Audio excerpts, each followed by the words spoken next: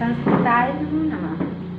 मम नाम रेणु झा, अंशकालिक सहायक प्राचार्य, नागार्जुन संस्कृत महाविद्यालय, तत्रैव साहित्य विषय शिक्षकोऽस्मि। अद्य शास्त्री तृतीयखण्डस्य छात्रान् आनयामि यत् महाकवि कालिदासस्य विरचित पूर्वमेघदूतस्य 14 श्लोकस्य पाठेन। त्वमासार प्रशमितवनो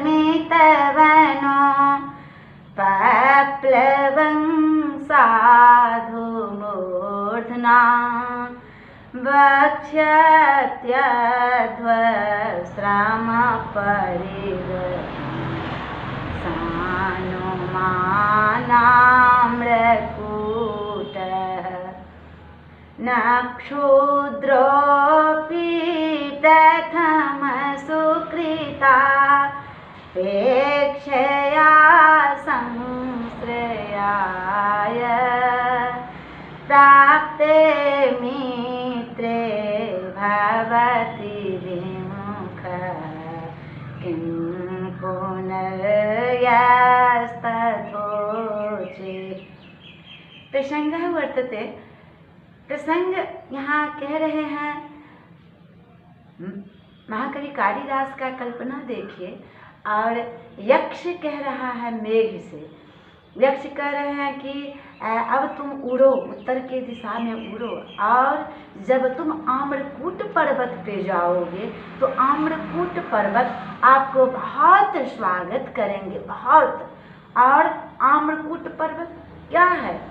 आम्रकूट पर्वत अर्थात जिस पर्वत पे काफी बहुत सारे आम का पेड़ हो, वही तो हुआ आम्रकूट पर्वत। तो उस आम्रकूट पर्वत पे रंग बिरंग का आम का पेड़ है, इसीलिए उसका नाम पड़ गया आम्रकूट पर्वत। अन्वय है, आम्रकूट है सानुमान आषाढ़ प्रशमित वनो पप्लवम् अध्वस्रम परिगतं त्वां साधु मूर्धना वक्ष्यति क्षुद्रः अपि संश्रयाय मित्रे प्राप्ते सति प्रथमकृतापेक्षया विमुखो न भवति यः तथा उच्चैः किं पुनः। अर्थात शब्दार्थ है आम्रकूट नाम का, जिसके शिखर पर आम के पेड़ अधिक हो। आम्राः कूटेषु यस्य सः व्यधिकरण बहुव्रीहि सानुमान पर्वत सानवः सानुनि वा सन्ति यस्मिन् सः सानु आषाढ़ प्रशमित वनोपप्लवम् मूसलाधार वर्षा से बन के दावाग्नि को शांत कर देने वाले को असारेण प्रशमित वनस्य उपप्लवः अध्वश्रम परिगतम मार्ग की थकान से चूर। अध्वनः श्रमः तेन परिगतः मूर्धना सिर से वक्ष्यति धारण करेगा। उतना ही नहीं, क्षुद्र है छोटा, दरिद्र कृपण अक्षुद्रो दरिद्र है कृपण है नृशंक से इति यादवः संश्रयाय आश्रय के लिए, ठहरने के लिए, संश्रयः तस्मै सम उपसर्ग पूर्वक सेवार्थक धातु से अर्थात श्रीय धातु से एरच भावे अच तुमर्थाच भाव वचनात् चतुर्थी संश्रयाय, यहाँ चतुर्थी विभक्ति मित्रे सुहृद सखा अत्र अथ मिथं सखा सुहृद इत्यमरः प्राप्ते आने पर प्रथम सुकृतापेक्षया पहले किए हुए उपकार की अपेक्षा से विचार से। अर्थात यहाँ कहने का भाव है कि हे मेघ, जब तुम आम्रकूट पर्वत अपनी घनघोर दृष्टि से बनकी दावाग्नि को शांत करने वाले तथा मार्ग के परिश्रम से थके हुए तुमको भली भांति प्रसन्न होकर अपने सिर पर धारण करेगा। और क्योंकि दरिद्र व्यक्ति अपने उपकारी मित्र का आश्रय के लिए आने पर उससे उसके पहले किए गए उपकार की अपेक्षा कर सेवा से विमुख नहीं होता। हे वेद, फिर उस आम्रकूट जैसे ऊंचे व्यक्ति का कहना ही क्या है, वो तो आम्रकूट पर्वत है।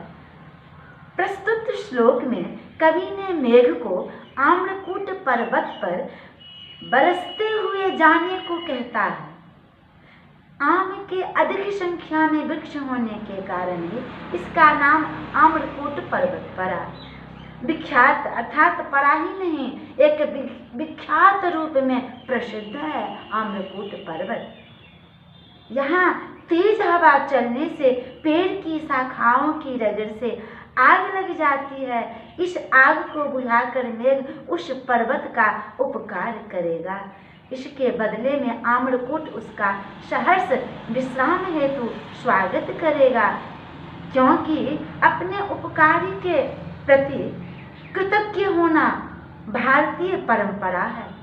अर्थांतरन्यास इस श्लोक में अर्थापत्ति नामक अलंकार का संकर है, अर्थात कहने का भाव किसका, कौन कह रहा, यक्ष कह रहे हैं। और किसको कह रहे हैं, मेघ को कह रहे हैं। और कहाँ कह रहे हैं, आम्रकूट अति रामगिरी आश्रम पे कह रहे हैं। चूंकि अब मेघ उड़ने वाला है, कहाँ, तो उत्तर, किस दिशा की ओर, उत्तर दिशा की ओर। अब रास्ते में आम्रकूट पर्वत उनको पड़ेंगे। बहुत सारे पर्वत नदियाँ उनको अलकापुरी पहुँचने से पहले बहुत सारे पर्वत नदी इत्यादि का वर्णन आगे श्लोक बहुत सुंदर से महाकवि कालिदास ने वर्णन किए हैं, तो आगे श्लोक में बताएंगे। तो यक्ष कह रहा है कि आम्रकूट पर्वत के संबंध में और मेघ को संस्कृताय नमो नमः।